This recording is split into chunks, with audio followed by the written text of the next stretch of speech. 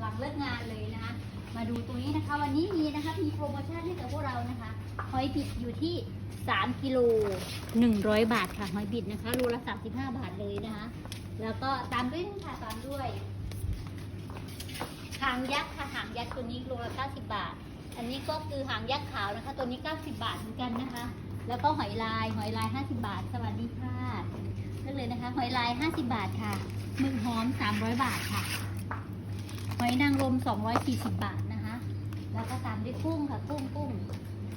280 บาทนะคะแล้วก็กุ้งตัวนี้อยู่ที่ราคา300 บาทค่ะหอยนางรม65 บาทหมึกกระดอง300 บาทค่ะ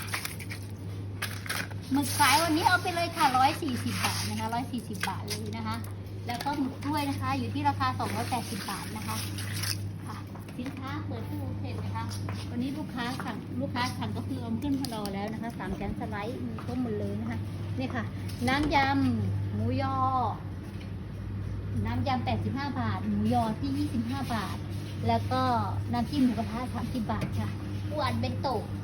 90 บาทท้องปลาแซลมอนนะคะปลาแซลมอนเนื้ออยู่ที่ราคา120 บาทค่ะเนี่ยค่ะมีสินค้าเปิดตู้แถวนี้เลยนะคะเบคอน160 บาทไข่ปลาสลิด150 บาทปลากระพงชิ้นนะคะ130 บาทค่ะสินค้าเรามีเยอะแยะมากมายนะคะทั้งไส้อะไรต่างๆมีให้พร้อมหมดเลยนะคะแล้วก็สุดท้ายเลยนะคะอยู่ที่รถช่องบัสเก็ตค่ะที่ละ100 บาทนะคะเชิญมาเลือกซื้อเลือกหานะคะที่สะพานทะเลบ้านคุณตุ๊กตาเลยค่ะ